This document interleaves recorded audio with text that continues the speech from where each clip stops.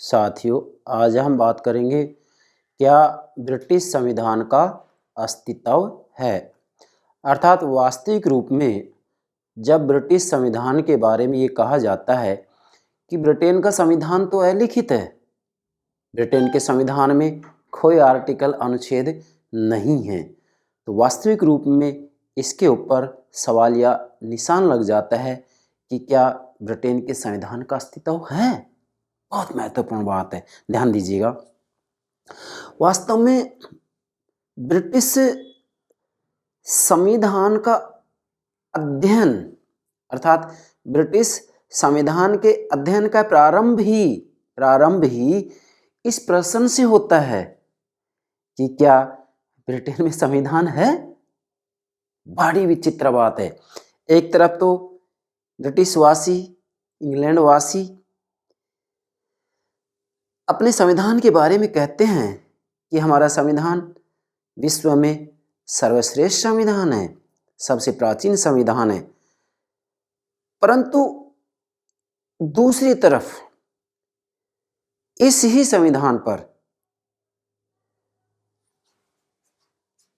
D Tocqueville, Thomas pen और George Bernard Shaw जैसे विद्वान प्रश्नवाचक चिन्ह लगाते हैं कि वास्तव में तो ब्रिटिश संविधान का अस्तित्व ही नहीं है। क्यों? क्योंकि एक विद्वान है, कौन? बर्क ने अपनी पुस्तक, नोट कीजिएगा, इनकी पुस्तक का नाम है फ्रांस की राज्य क्रांति पर विचार। इस पुस्तक में बर्क ने कहा है कि हमारा संविधान श्रेष्ठ है। वास्तविक रूप में यहाँ किसी भी प्रकार का जो परिवर्तन किया गया है क्रांति द्वारा नहीं, बल्कि शांतिपूर्ण संवैधानिक तरीके से परिवर्तन किया गया है। कौन कह रहे हैं? बर्क कह रहे हैं कि हमारा संविधान श्रेष्ठ है, सर्वश्रेष्ठ है। तो इसी ही बात को लेकर के थॉमस पेन बर्क से पूछ रहे हैं कि क्या बर्क महोदय हमें अपना संविधान दिखा सकते हैं? क्या उसका कोई दस्तावेज है? क्या उसका लिखित प्रारूप है? थॉमस पेन बर्क से कह रहे हैं कि आप कह रहे हैं, मतलब बर्क कह रहे हैं कि हमारा संविधान सर्वश्रेष्ठ संविधान है, तो थॉमस पेन कह रहे हैं कि आप क्या अपना संविधान हमें दिखा सकते हैं? क्या आपके पास दस्तावेज है? क्या वो लिखित रूप में है? तो थॉमस पेन कह रहे हैं कि आप ये जवाब देंगे कि नहीं, हमारे पास ऐसा कोई दस्तावेज नहीं है, तो इसका मतलब आपके पास संविधान ही नहीं है। कौन कह रहे हैं? Thomas pen. तो वास्तव में बड़ी विचित्र बात है कि एक तरफ तो इंग्लैंड वासी अपने संविधान को सर्वश्रेष्ठ संविधान कह रहे हैं, विश्व का प्राचीन संविधान मान रहे हैं, परंतु दूसरी तरफ ये तीनों ही विद्वान, मैं बार बार कह रहा हूँ, de Tocqueville, Thomas Paine, George Bernard Shaw, ये तीनों ही कह रहे हैं कि वास्तविक रूप में ब्रिटिश संविधान का अस्तित्व है ही नहीं। क्यों नहीं है अस्तित्व? इसलिए नहीं है, क्यों? क्योंकि वास्तविक रूप में ये कोई लेखबद्ध नहीं है, मतलब इसका कोई दस्तावेज नहीं है, इसका निर्माण किसी संविधान सभा ने नहीं किया है। क्या? इसका निर्माण ना तो किसी संविधान सभा ने किया है, ना ये लेखबद्ध है। इस आधार पर ये तीनों ही विद्वान ये कह रहे हैं कि ब्रिटेन के संविधान का अस्तित्व नहीं है। परंतु भाई वास्तविक रूप में देखा जाए तो इसमें सच्चाई नहीं है। क्या? ये दोनों बातें लूंगा मैं कि ब्रिटिश संविधान का अस्तित्व है। वास्तविक रूप में कोई जरूरी नहीं है कि संविधान का अस्तित्व भी हो, संविधान का अस्तित्व तभी हो जब वो लिखित रूप में हो। नहीं, ये कोई जरूर नहीं है। आज ब्रिटेन का संविधान वास्तविक रूप में देखा जाए तो संवैधानिक परंपराओं के द्वारा संचालित हो रहा है, वहाँ की राज्य व्यवस्था परंपराओं से संचालित हो रही। कारण क्या है? वहाँ पर राजनीतिक चेतना है, मतलब जनता में राजनीतिक चेतना और जागरूकता है, और जिस देश में जनता में राजनीतिक चेतना और जागरूकता होती है वहाँ पर वास्तविक रूप में लोकतंत्र को सुचारू रूप में संचालित करने के लिए लिखित नियमों की, लिखित कानूनों के, लिखित संविधान की कोई आवश्यकता नहीं होती है। और यदि जनता जागरूक और जनता राजनीतिक चेतना के प्रति सचेत नहीं है, जनता में राजनीतिक चेतना नहीं है, तो भाई वहाँ लिखित संविधान होगा तो भी राज्य व्यवस्था का संचालन सुचारू रूप में नहीं हो सकता। ये बात आपको ध्यान में रखनी है। तो यहाँ मूल बातें दो ले रहे हैं, अर्थात इसके पक्ष और विपक्ष में तर्क देंगे कि क्या ब्रिटेन में संविधान का अस्तित्व है। एक बात तो ये, दूसरी तरफ ये, हाँ ब्रिटेन में संविधान का अस्तित्व है। मैंने दोनों पार्ट ले लिए हैं। इधर क्या कि ब्रिटिश संविधान का अस्तित्व नहीं है, इधर ब्रिटिश संविधान का अस्तित्व है। मतलब ब्रिटेन में संविधान का अस्तित्व नहीं है, कुछ विद्वान तो ये कह रहे हैं, और कुछ विद्वान ये कह रहे हैं कि नहीं, ब्रिटेन में संविधान का अस्तित्व है। ये दोनों बातें ले रहे हैं। और ब्रिटिश संविधान के अस्तित्व पर जो प्रश्नवाचक चिन्ह लगा हुआ है भाई, वास्तविक रूप में इसके बारे में प्रत्येक प्रकार की प्रतियोगिता परीक्षा में किसी न किसी रूप में प्रश्न पूछा जाता है। मेरे प्यारे विद्यार्थियों, गलती नहीं होनी चाहिए। इसी के साथ में स्नातक स्तर के विद्यार्थियों से तो इसके बारे में निश्चित रूप में प्रश्न पूछा जाता है, तो गलती नहीं होनी चाहिए। मैं इसको बड़े व्यापक रूप में समझाऊंगा, एक भी बात शेष नहीं रहेगी। बस इतना ध्यान दें कि जिस रूप में मैं समझा रहा हूँ उस रूप में इसे समझने का प्रयास कीजिएगा। तो सर्वप्रथम मेरे प्राण से प्यारे विद्यार्थियों, प्रतिदिन जो हम एक लेक्चर अपलोड करते हैं उसकी जानकारी आपको हो सके, सूचना आपको प्राप्त हो सके, इसके लिए हमारे यूट्यूब चैनल को सब्सक्राइब अवश्य कीजिएगा। आशा करता हूँ आपने सब्सक्राइब कर दिया होगा। Thank you very much, thank you very much. Yes, अब ध्यान दें, बरक की बात होगी पहले तो कि बरक का ग्रंथ, इनकी पुस्तक है फ्रांस की राज्य क्रांति पर विचार। इसमें इन्होंने कहा है कि हमारा संविधान श्रेष्ठ है, यहाँ किसी प्रकार का परिवर्तन क्रांति के द्वारा नहीं, रक्तपात के द्वारा नहीं, बल्कि शांतिपूर्ण तरीके से, संवैधानिक तरीके से परिवर्तन किया गया है। इसलिए बर्क कह रहे हैं कि हमारा संविधान श्रेष्ठ है, लेकिन टॉमस पेन जैसे विद्वान कह रहे हैं कि नहीं। क्या बर्क महोदय हमें अपना संविधान दिखा सकते हैं? क्या इनके पास कोई दस्तावेज है? क्या ये संविधान लिपिबद्ध रूप में है, लेखबद्ध है? नहीं है। तो इसका मतलब टॉमस पेन कह रहे हैं कि ब्रिटेन में संविधान का अस्तित्व नहीं है। अब ध्यान दें, यहाँ देखो, फिर मैं कह रहा हूँ, बड़ी विचित्र बात है कि ब्रिटिश संविधान के अध्ययन का प्रारंभ ही इस प्रश्न से होता है कि क्या ब्रिटेन में संविधान का अस्तित्व है या नहीं। ध्यान देंगे, ब्रिटिश संविधान के अध्ययन का प्रारंभ इसी प्रश्न से होता है। तो इस बात को आप बड़ी गहराई से समझेंगे। यहाँ de Tocqueville, Thomas Paine, George Bernard Shaw कहते हैं, ये तीनों ही विद्वान कहते हैं, आपसे कंपटीशन में इन तीनों विद्वानों के बारे में पूछा जा सकता है। तीनों विद्वान कह रहे हैं कि ब्रिटेन में संविधान का अस्तित्व नहीं है। क्यों नहीं है? इन विद्वानों का कहना है कि वास्तविक रूप में ब्रिटेन का संविधान बड़ा लचीला है। वहाँ संवैधानिक कानून और साधारण कानूनों में वास्तव में किसी प्रकार का कोई अंतर ही नहीं है। क्यों नहीं है? क्योंकि वहाँ कोई संवैधानिक कानून है ही नहीं, आधारभूत नियम है ही नहीं। भाई, वहाँ की राज व्यवस्था का मतलब ब्रिटेन की राज व्यवस्था का जो आधार है, जो ढांचा है, वो संवैधानिक कानून कहलाता है। लेकिन ब्रिटेन में ऐसा कोई आधारभूत ढांचा नहीं है, इन विद्वानों का कहना है। इसी के साथ में ये कह रहे हैं कि ब्रिटेन के संविधान का निर्माण किसी संविधान सभा ने नहीं किया है, बल्कि वास्तविक रूप में वैसे भी देखा जाए तो वहाँ के संविधान का धीरे धीरे विकास हुआ है, और ना वो लिखित है, मतलब वास्तविक रूप में वह लेखबद्ध भी नहीं है। इसलिए तीन विद्वान कह रहे हैं कि वास्तविक रूप में ब्रिटेन में संविधान का अस्तित्व नहीं है। अब ध्यान दीजिएगा, सबसे पहले कह रहे हैं डी टॉकविले। अब इन तीन विद्वानों की मैंने आपके लिए एक वाक्यांश तैयार किए जो कि कॉम्पिटिशन में पूछ लिया जाता है। नोट कीजिए, डी टॉकविले कह रहे हैं कि इंग्लैंड में संविधान निरंतर परिवर्तनशील है अथवा इसका कोई अस्तित्व नहीं है। मतलब डी टॉकविले कह रहे हैं यस कि ब्रिटेन में संविधान का कोई अस्तित्व ही नहीं है। क्यों? क्योंकि उसमें तो निरंतर परिवर्तन होते रहते हैं, निरंतर परिवर्तन होते रहते हैं। ऐसी स्थिति में डी टॉकविले कह रहे हैं कि वास्तविक रूप में उस संविधान का कोई दस्तावेज ही नहीं है। तो इस कारण इनका कहना है कि ब्रिटेन में संविधान का अस्तित्व है ही नहीं। ध्यान दें, दूसरी बात टॉमस पेन कह रहे हैं, देखो ध्यान देंगे, यहाँ अंत तक आपको समझना है। इसमें एक से एक महत्वपूर्ण बातें मैं बताऊंगा और अंत में आपसे निष्कर्ष में कहलवा दूंगा कि वास्तविक रूप में किसी भी देश में संविधान यदि अलिखित है तो इसका मतलब ये नहीं है कि वहाँ संविधान नहीं है। नहीं, दुनिया का कोई भी संविधान ऐसा नहीं है जो कि पूर्ण रूप में लिखित हो और पूर्ण रूप में अलिखित हो। नोट कीजिएगा ये बात। तो यहाँ पर अलिखित संविधान होने के कारण प्रश्नवाचक चिन्ह लग रहा है ना। मैंने क्या कहा कि दुनिया का कोई भी संविधान ऐसा नहीं है जिसको कि आप पूर्ण रूप में लिखित कहें या अलिखित कहें।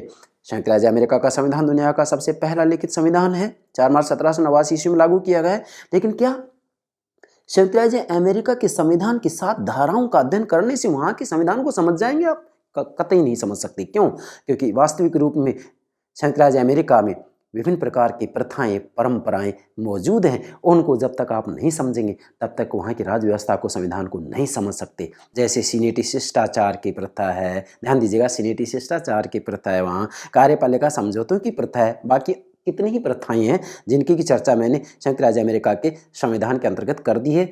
लिस्ट में आप देख सकते हैं, ध्यान दें। अब देखेंगे, टॉमस पेन कह रहे हैं किसी संविधान को वास्तविक कहे जाने के लिए यह आवश्यक है कि उसे लिखित रूप में दिखाया जा सके, और इंग्लैंड ऐसा नहीं कर सकता, अतः उसका कोई संविधान नहीं है। मतलब टॉमस पेन कह रहे हैं कि भाई उसका दस्तावेज ही नहीं है, इसलिए ब्रिटेन में संविधान का अस्तित्व नहीं है। तीसरी बात कह रहे हैं बर्नार्ड शॉ, क्या कौन कह रहे हैं? बर्नार्ड शॉ कह रहे हैं कि हमारा एक संविधान है, परंतु कोई भी नहीं जानता कि यह क्या है, यह कहीं लिखा हुआ है नहीं है, और पूरी हवाओं की तरह आप इसे भी संशोधित नहीं कर सकते। मतलब वास्तविक रूप में बर्नार्ड शॉ कह रहे हैं कि हमारा एक संविधान है, ठीक है, परंतु कोई भी नहीं जानता कि ये क्या है, यह कहीं लिखा हुआ है या नहीं है, और पूरी हवाएं की तरह आप इसे भी संशोधित नहीं कर सकते। जैसे पूरी हवाएं हैं भाई, पूर्व से जो हवाएं चलती हैं तो उनको आप अपनी मर्जी से जो है बदल नहीं सकते। इसी प्रकार से इस संविधान में भी वास्तविक रूप में कोई संशोधन नहीं किया जा सकता। इसलिए बर्नार्ड शॉ का भी कहना है कि वास्तव में ब्रिटेन में संविधान का अस्तित्व नहीं है। ध्यान देंगे,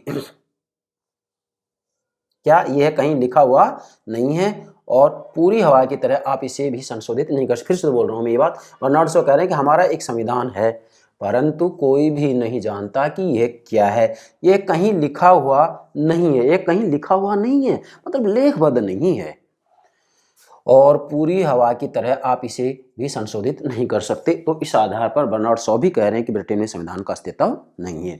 अब ये तीनों ही विद्वान de Tocqueville, Thomas Paine, George Bernard Shaw 3 तर्क दे रहे हैं, और इन 3 तर्कों के आधार पर कह रहे हैं क्या कि ब्रिटेन में संविधान का अस्तित्व नहीं है। अब ये तीनों तर्क वास्तव में तो इन तीनों वाक्यांश में आ गए हैं। मैंने तीनों वाक्यांश इसलिए नोट किया है कि आप इनसे ये समझ जाएंगे कि ये तीनों विद्वान क्या कहना चाह रहे हैं कि भी ब्रिटेन में संविधान का अस्तित्व नहीं है, किस आधार पर कह रहे हैं। अब और एक्सप्लेन तरीके से इनमें कर देंगे हम। नंबर 1, अर्थात यहाँ मैंने नोट किया ब्रिटिश संविधान का अस्तित्व नहीं है, 3 तर्क दिए जाते हैं, मतलब ये तीनों विद्वान 3 तर्क दे रहे हैं। नंबर 1, ब्रिटिश संविधान न तो किसी संविधान सभा का परिणाम है और न ही लेखबद्ध है। पहला तर्क दिया गया है ये कि ब्रिटिश संविधान न तो किसी संविधान सभा का परिणाम है और न ही लेखबद्ध है, पहला तर्क दिया गया है। अर्थात वास्तविक रूप में तीनों विद्वान कह रहे हैं कि भी ब्रिटेन में संविधान का अस्तित्व है ही नहीं। क्यों नहीं है? क्योंकि संविधान का निर्माण एक संविधान सभा के द्वारा किया जाता है। जैसे कि भारत के संविधान का निर्माण संविधान सभा के द्वारा किया गया था। संविधान सभा किसे कहते हैं? संविधान निर्माण के लिए गठित प्रतिनिधि सभा को संविधान सभा कहा जाता है। क्या?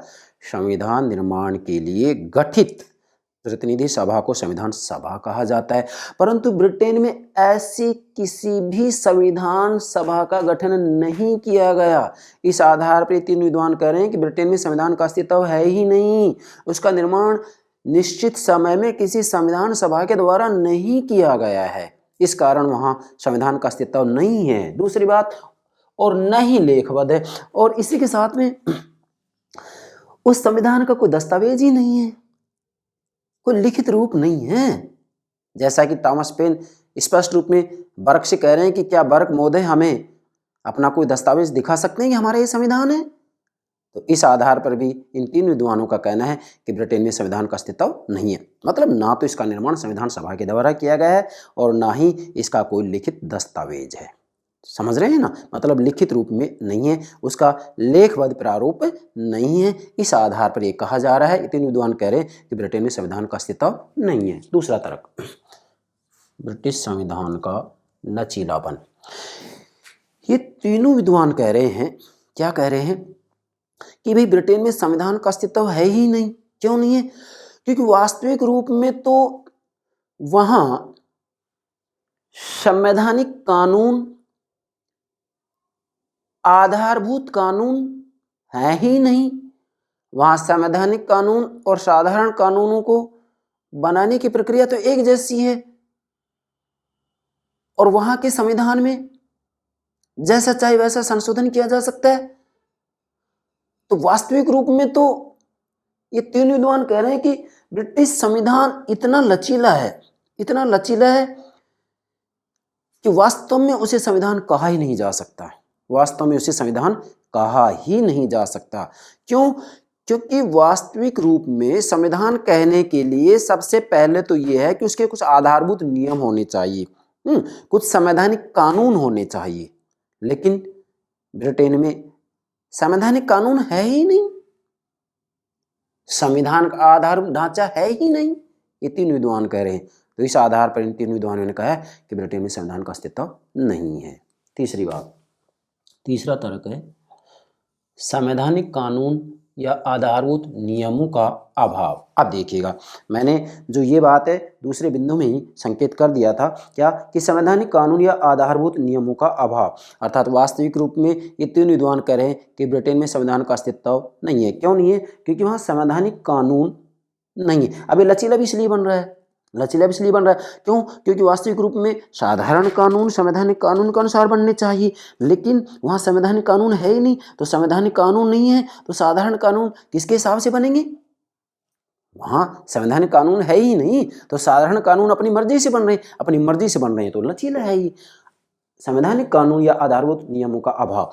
सबसे पहले तो ये समझें कि संवैधानिक कानून या आधारभूत नियम होता क्या है। देखो भाई, वास्तव में संवैधानिक कानून उसे कहा जाता है जिसके द्वारा राज्य व्यवस्था का आधार या ढांचा तय किया जाता है। मतलब राज्य व्यवस्था का जो आधार या ढांचा होता है उसे संवैधानिक कानून कहते हैं। लेकिन इन तीन विद्वानों का कहना है कि वास्तविक रूप में ब्रिटेन में राज्य व्यवस्था का कोई आधार या ढांचा नहीं है, कोई संवैधानिक कानून नहीं है। इस आधार पर इन तीनों विद्वानों ने डी टॉकविले, टॉमस पेन और जॉर्ज बर्नार्ड शॉ का कहना है कि ब्रिटेन में संविधान का अस्तित्व है ही नहीं। इसी के साथ में वास्तविक रूप में वहाँ संसद की प्रभुसत्ता को अपनाया गया है। मतलब संविधान की सर्वोच्चता को नहीं अपनाया गया है बल्कि संसद की प्रभुसत्ता को अपनाया गया है। तो संसद जैसा चाहे वैसा कानून बना सकती है, उसके ऊपर कोई संवैधानिक कानून नहीं है क्योंकि संविधान की सर्वोच्चता है ही नहीं। और इसी के साथ में संसद के द्वारा किसी प्रकार का कानून बनाया जाए, न्यायपालिका भी उसको अवैध असंवैधानिक घोषित नहीं कर सकती। वास्तविक रूप में संसद संप्रभु है, संविधान की सर्वोच्चता है ही नहीं। तो सब कुछ तो व्यवस्थापिका होगी, व्यवस्थापिका के द्वारा जो साधारण कानून बनाया जाएगा वही सब कुछ होगा, उससे ऊपर कोई आधारभूत कानून है ही नहीं, कोई संवैधानिक कानून है ही नहीं, संविधान है ही नहीं, संवैधानिक सर्वोच्चता है ही नहीं। तो इस आधार पर तीन विद्वानों का कहना है कि ब्रिटेन में संविधान का अस्तित्व नहीं है। यस, क्लियर हो गई ये बात। अच्छा, यहाँ पर एक प्रश्न बन रहा है कि ब्रिटेन में संविधान की सर्वोच्चता के सिद्धांत को अपनाया गया संसद की संप्रभुता को। भाई, ब्रिटेन में संविधान की सर्वोच्चता के सिद्धांत को अपनाया गया है या संसद की संप्रभुता या प्रभुसत्ता को? आपका जवाब होगा ब्रिटेन में संसद की संप्रभुता के सिद्धांत को अपनाया गया है। मतलब ब्रिटेन में संसद के द्वारा किसी भी विषय पर किसी भी प्रकार का कानून बनाया जा सकता है।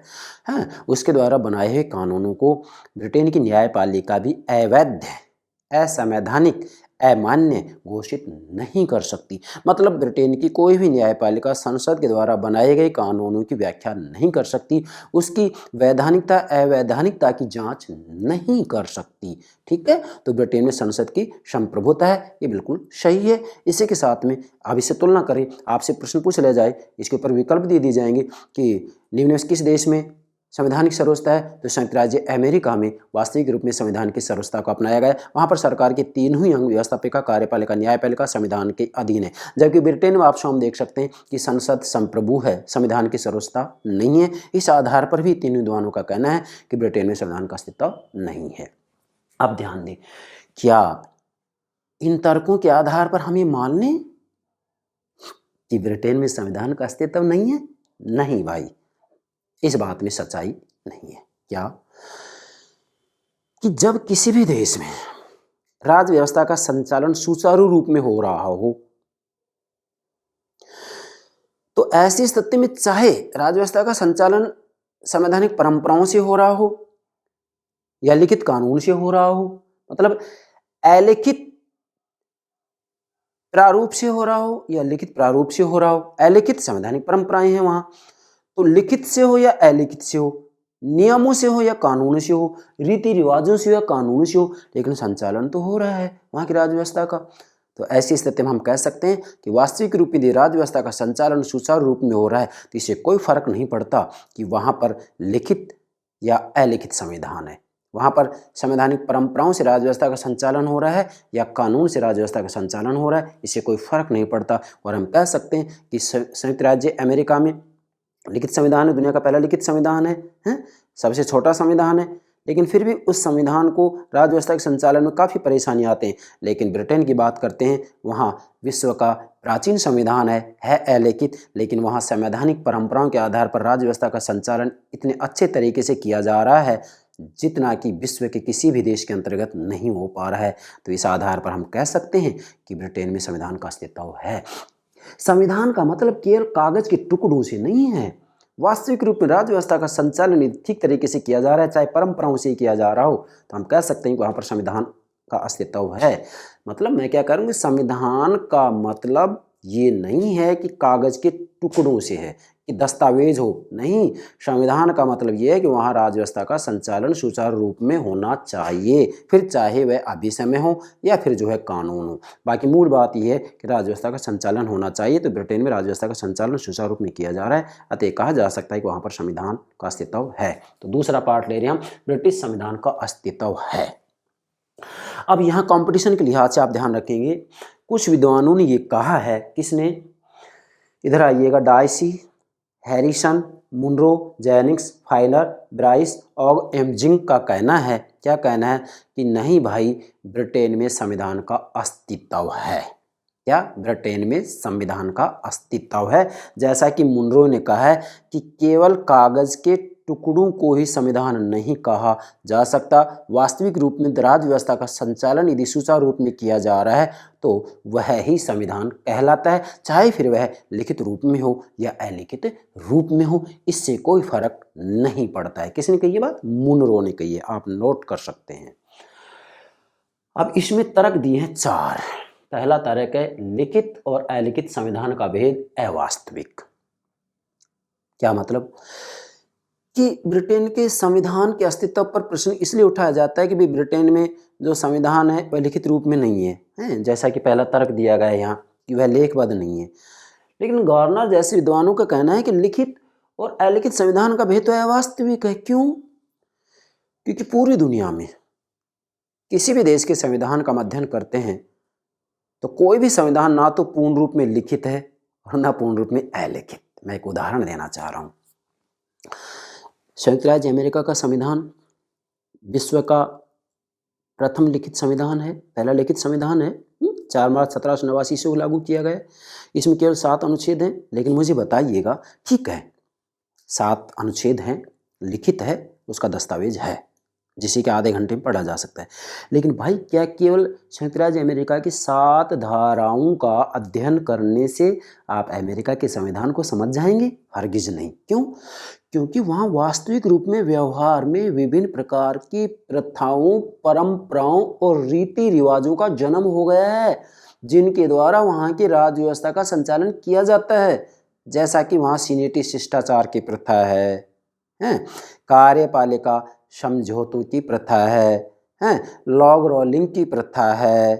तो ये सब ऐसी प्रथाएं, परंपराएं हैं जिसके द्वारा वहाँ की राज्य व्यवस्था का संचालन किया जाता है। इसी के साथ में वहाँ राजनीतिक दलों की जो उत्पत्ति हुई है वह वास्तविक रूप में परंपराओं से हुई है। राष्ट्रपति के निर्वाचन की बात करते हैं तो प्रत्यक्ष, प्रारंभ में संविधान के अंतर्गत अप्रत्यक्ष व्यवस्था की गई थी, लेकिन धीरे धीरे वैसे इसका अगर हम श्रेणीबद्ध रूप में देखें तो प्रारंभ में वास्तविक रूप में इसको प्रत्यक्ष, उसके बाद में अप्रत्यक्ष, परंतु आज जनता ने इसे प्रत्यक्ष बना दिया है। तो वास्तविक रूप में राष्ट्रपति का निर्वाचन भी जो है परंपराओं के आधार पर धीरे धीरे प्रत्यक्ष बनता जा रहा है। तो मैं कह सकता हूँ कि ब्रिटेन के संविधान को भी समझना है तो आपको केवल लिखित प्रारूप की जरूरत नहीं पड़ेगी, वास्तविक रूप में जो इसकी अभिसमय है, परंपराएं, उनकी जानकारी निहायत जरूरी है, और उनके साथ में उसका लिखित प्रारूप है ही, कुछ अधिनियम है वहाँ मौजूद। तो इसी प्रकार से संयुक्त राज्य अमेरिका का संविधान लिखित होते हुए भी वहाँ की प्रथाओं, परंपराओं, रीति रिवाजों को समझे बिना संयुक्त राज्य अमेरिका का संविधान नहीं समझा जा सकता। इसी प्रकार ब्रिटिश संविधान को भी आपको समझना है।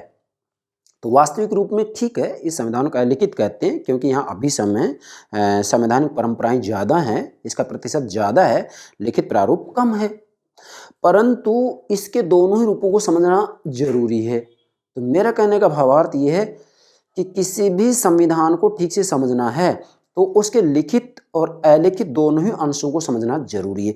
अब किसी देश के संविधान को लिखित क्यों कहा जाता है, किसी देश के संविधान को अलिखित क्यों कहा जाता है? इसलिए कहा जाता है कि जिस देश में जिसका जितना ज़्यादा अंश होता है उसको वही नाम दे दिया जाता है। जैसे ब्रिटिश संविधान की बात करते हैं तो वहाँ पर भाई लिखित अंश बहुत कम है, अलिखित अंश बहुत ज़्यादा है, मतलब परंपराएं ज़्यादा हैं, इसलिए उसको अलिखित कह रहे हैं। जबकि संयुक्त राज्य अमेरिका के संविधान को लिखित किस लिए कहा जा रहा है? क्यों? क्योंकि वहाँ पर लिखित अंश ज़्यादा है जबकि परंपराएं कम है। तो जिस देश में जिसकी अधिकता ज़्यादा होती है, जिसका अंश ज़्यादा होता है, उसे वही नाम दे दिया जाता है, लिखित अलिखित। तो इससे आप क्या समझे? इससे आप ये समझे कि पूरी दुनिया में किसी भी देश के संविधान को आप लिखित या अलिखित नहीं कह सकते। अगर किसी देश का संविधान लिखित है तो उसमें अलिखित रूप में, अलिखित अंश के रूप में प्रथाएं परंपराएं भी मिलेंगी। और किसी देश का संविधान यदि अलिखित है जैसे ब्रिटेन का, तो वहाँ पर भी वास्तविक रूप में लिखित अंश भी पाया जाएगा। जैसे कि ब्रिटेन में विभिन्न प्रकार के अधिकार पत्र और विभिन्न प्रकार के संसदीय अधिनियम मौजूद हैं जो कि लिखित अंश में हैं। इसलिए ये कहा जा सकता है कि लिखित और अलिखित संविधान का भेद अवास्तविक है। मतलब जैसा कि टॉमस पेन कह रहे हैं कि क्या बर्क महोदय हमें ये दिखा सकते हैं कि हमारा संविधान, आपका संविधान कौन सा है? आपका संविधान कौन सा है? बर्क से कह रहे हैं टॉमस पेन कि आपका कोई दस्तावेज है आपके पास? उल्लेखबद्ध तो है नहीं। तो यहाँ पर तर्क दिया जा सकता है कि ये कोई ज़रूरी नहीं है कि संविधान केवल लिखित हो तो ही उसे आप संविधान कहेंगे। नहीं, वास्तविक रूप में लिखित और अलिखित का जो भेद है वो अवास्तविक है। इस बात में सच्चाई है। तो इसलिए ब्रिटेन में संविधान का अस्तित्व है। गार्डनर कह रहे हैं लिखित और अलिखित संविधान में मात्रा का ही भेद है, प्रकार का नहीं है। नोट कीजिएगा ये बात, बाकी मैंने सारी बात इसमें समझा दी है। दूसरा तर्क है ब्रिटिश संविधान का एक अंश लिखित है। अब ध्यान दें भाई, यहाँ इन विद्वानों का कहना है, तीनों का, de Tocqueville, Thomas Paine, George Bernard Shaw का, क्या कि ब्रिटिश संविधान लेखबद्ध नहीं है, संविधान सभा का परिणाम नहीं है। मतलब इसे किसी संविधान सभा ने निर्मित नहीं किया, किसी संविधान सभा ने इसका निर्माण नहीं किया है, ये लेखबद्ध नहीं है। क्या नहीं है? ये लेखबद्ध नहीं है, मतलब लिखित रूप में नहीं है, इसका कोई दस्तावेज नहीं है। तो इस आधार पर यहाँ इन विद्वानों का तर्क है, किनका? मुंडो, जेनिक्स, फाइनर, ब्राइस इत्यादि जो भी हैं, आपके सामने सारे विद्वान मैंने बता दिए प्रारंभ में ही। इनका तर्क है, क्या तर्क है? ब्रिटिश संविधान का एक अंश लिखित भी है। कि भाई अगर आप यही कहते हैं कि लिखित अंश जो होता है उसी को लिखित संविधान कहेंगे, तो वास्तविक रूप में ब्रिटेन में भी आज लिखित अंश मौजूद है। ठीक है, संवैधानिक परंपराएं ज़्यादा हैं। जैसे ब्रिटेन में राजा से संबंधित परंपराएं हैं, संसद से संबंधित परंपराएं हैं, मंत्रिमंडल से संबंधित परंपराएं। मैंने ब्रिटिश अभिसमय या संवैधानिक परंपराओं पर अलग से वीडियो अपलोड कर दिया है, प्लेलिस्ट में देखिएगा। ठीक है, यहाँ उन सब की पुनरावृत्ति करने की आवश्यकता नहीं है, मैंने संकेत दिया है यहाँ। अब विद्वानों का कहना है कि भाई वहाँ लिखित अंश भी मौजूद है, इसलिए कैसे कहा जा सकता है कि ब्रिटेन में संविधान का अस्तित्व नहीं है? नहीं, संविधान का अस्तित्व है। हाँ, हम दिखा सकते हैं दस्तावेज। ध्यान दें, जैसे 1215 का मैग्ना कार्टा। क्या? 1215 का मैग्ना कार्टा, इसमें क्या किया गया था? वास्तविक रूप में इसमें राजा की निरंकुशता को सीमित किया गया था, और इसी के साथ में जनता को, सामंतों को कुछ अधिकार दिए गए थे। 1628 का अधिकार याचना पत्र, इसमें प्रतिनिधित्व के बिना कर नहीं का सिद्धांत अपनाया गया था। और 1689 ईस्वी का अधिकार पत्र, इसमें वास्तविक रूप में राजा की निरंकुशता को समाप्त कर दिया गया और संसद की सर्वोच्चता के सिद्धांत को स्वीकार किया गया। कब? 1689 ईस्वी का अधिकार पत्र है। मैंने संक्षिप्त रूप में बताई, बाकी इनके ऊपर अलग से मैं वीडियो अपलोड कर दूंगा व्यापक रूप में। ठीक है, नोट कीजिएगा। इसी के साथ में 1920 का आयरलैंड की स्वतंत्रता का अधिनियम एक्ट है, 1911 है, 1949 का संसदीय अधिनियम, इसी के साथ में आप 1947 का भारतीय स्वतंत्रता अधिनियम की भी चर्चा कर सकते हैं। तो ये सारे के सारे क्या है? लिखित हैं, इसलिए कहा जा सकता है कि ब्रिटेन में संविधान का अस्तित्व है। ठीक है। इस तरीके से आप और कितने ही अधिनियमों की चर्चा कर सकते हैं, जैसे कि 1911, 1949 हैं। इसके बाद में लॉर्ड सभा की शक्तियों को कम करने के लिए कितने ही जो है अधिनियम बनाए गए हैं, जो कि सारे लिखित रूप में हैं। ठीक है भाई, तो आप कह सकते हैं क्या कि ब्रिटिश संविधान का एक अंश लिखित है। मतलब ये विद्वान कह रहे हैं कि इस आधार पर कहा जा सकता है कि ब्रिटेन में संविधान का अस्तित्व है। मतलब जब ये विद्वान ये कह रहे हैं कि क्या आप लिखित संविधान दिखा सकते हैं, क्या आपको दस्तावेज दिखा सकते हैं, तो इन विद्वानों का कहना है कि हाँ, लिखित अंश मौजूद है, इसलिए ब्रिटेन के संविधान का अस्तित्व है। तीसरी बात, ब्रिटिश संविधान केवल सिद्धांत में ही लचीला है, व्यवहार में नहीं। बहुत महत्वपूर्ण बात है कि ये लोग ये कह रहे हैं कि ब्रिटिश संविधान बहुत ज़्यादा लचीला है, मनमर्जी से जैसा चाहे वैसा ही उसको बनाया जा सकता है, क्योंकि उसका कोई संवैधानिक कानून नहीं है, कोई आधारभूत कानून नहीं है। तो वास्तविक रूप में तो साधारण कानून संवैधानिक कानून के अनुसार बनाए जाने चाहिए, लेकिन इन विद्वानों का कहना है तीनों का कि वहाँ पर कोई संवैधानिक कानून है ही नहीं, कोई आधारभूत नियम है ही नहीं।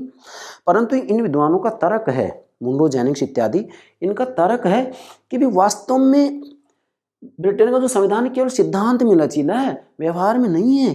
क्यों नहीं है? सबसे पहली बात तो यह है कि संविधान में संशोधन की प्रक्रिया के आधार पर दो प्रकार के संविधान बतलाए जाते हैं, लचीला और कठोर। तो लचीला संविधान होता यही है कि उसमें वास्तविक रूप में संवैधानिक कानून और साधारण कानून को बनाने की प्रक्रिया एक जैसी होती है। और कठोर संविधान किसे कहते हैं? जिसमें संवैधानिक कानून और साधारण कानून को बनाने की प्रक्रिया अलग अलग होती है। अगर मान लीजिएगा ये अंतर नहीं माना जाता तो राजनीतिक विज्ञान ने इसको स्वीकार कैसे कर लिया? इनका तर्क है। तो इसका मतलब ये है कि वास्तविक रूप में ब्रिटेन में संविधान का अस्तित्व है, हाँ, वह लचीला संविधान है कि उसमें संवैधानिक कानून और साधारण कानून को बनाने की प्रक्रिया एक जैसी है। नंबर एक बात। दूसरी बात यह है कि वास्तव में सिद्धांत में चलो ठीक है लचीला है, लेकिन व्यवहार में वो लचीला नहीं है। क्यों नहीं है? क्योंकि चुनावों के समय राजनीतिक दलों के द्वारा, द्विदलीय व्यवस्था है, वहाँ पर दो दलीय व्यवस्था है। चुनावों के समय में दलों के द्वारा अपने घोषणा पत्र में, संविधान में जो परिवर्तन करना हो उसकी घोषणा कर दी जाती है और जनता उसी आधार पर दल को अपना मत देता है। इसका मतलब संविधान में कोई परिवर्तन करना है तो उसकी अनुमति जनता से ले ली गई है, और ये अनुमति प्राप्त करना इतना आसान नहीं है। मतलब जनता का समर्थन प्राप्त करना बड़ा कठिन है। इस आधार पर कहा जा सकता है कि सिद्धांत में तो लचीला है, लेकिन व्यवहार में ये इतना लचीला भी नहीं है। इस आधार पर कहा जा सकता है कि ब्रिटेन में संविधान का अस्तित्व है। यस। और अंतिम चौथा है, ब्रिटिश संविधान में आधारभूत नियम हैं। अब ध्यान दें भाई, इन विद्वानों का तर्क है, de Tocqueville, Thomas Paine, George Bernard Shaw का, कि ब्रिटेन में संविधान का अस्तित्व नहीं है। क्यों नहीं है? कि वहाँ संवैधानिक कानून या आधारभूत नियमों का अभाव है, मतलब वहाँ संवैधानिक कानून नहीं है।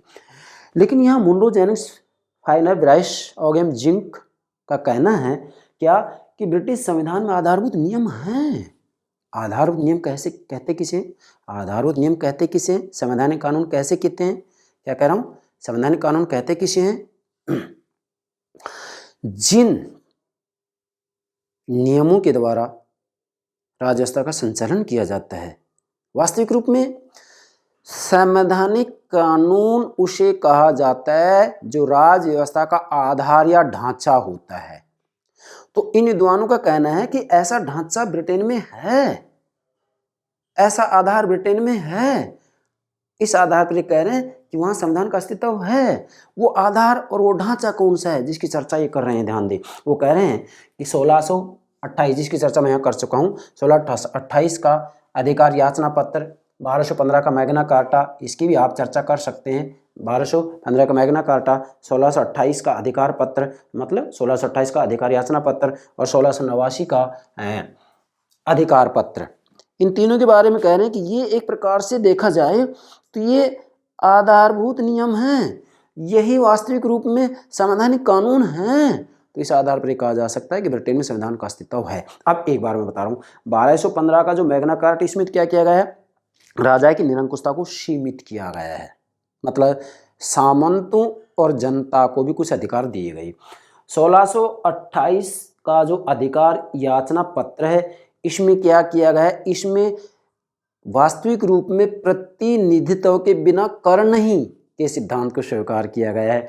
और 1689 89 का जो अधिकार पत्र है इसमें क्या किया गया है, इसमें राजा की निरंकुशता को समाप्त कर दिया गया और संसद की सर्वोच्चता को अपनाया गया।